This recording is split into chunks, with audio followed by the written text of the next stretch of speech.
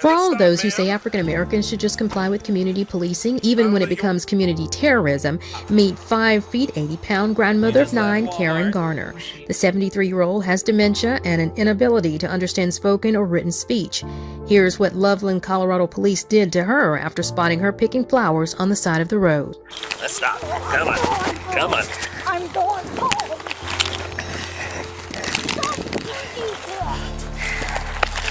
No, on the ground. Stay on the ground. On the ground. On the ground. The elderly grandmother with dementia had wandered off from her family at the local Walmart. She began walking out the store with a Pepsi, candy bar, t-shirt, and some wipes. All of it cost less than $14. Walmart's loss prevention stopped her walking out the door. They took the items and refused to let the very visibly confused grandmother pay for them when she offered to.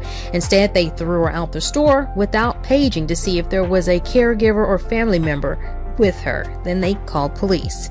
Miss Garner was picking flowers on the side of the road when police gangman Austin Hobbs flashed his lights at her. She shrugs to indicate she's no idea really what is happening or what he wants. And from the time he got up to her within arm's reach to when he grabbed her and violently threw her to the ground and put her in handcuffs, 8 seconds passed. A federal civil lawsuit has been filed on the grandmother's behalf against the city of Loveland. Officer Dari Jalila and Sergeant Philip Meltzer as well. They helped to hogtie and toss the frail elderly woman in the back of a police car. At one point, a concerned citizen stopped and asked the officers, "Do you have to use that much aggression?" And on body camera, you see Hop say, "Get out of here. This is what happens when you fight the police. I have to use force to safely detain her." And when the 3 officers saw the helpless granny crying and bleeding, they joked, "A little bloody, a little muddy. That's how it works."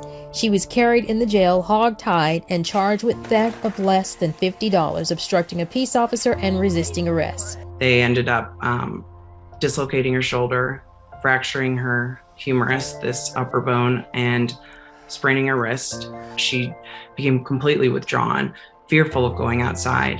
She still now does not have most functional use for left arm. She requires assistance getting dressed, taking a shower, putting on makeup.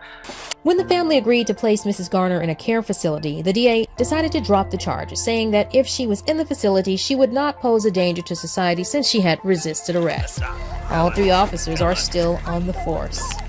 Yes, they are supposed to serve and protect, but some gang of cop thugs have gone from killing black men and women in their sleep to doing this to elderly white grandmothers. On the ground. On the ground.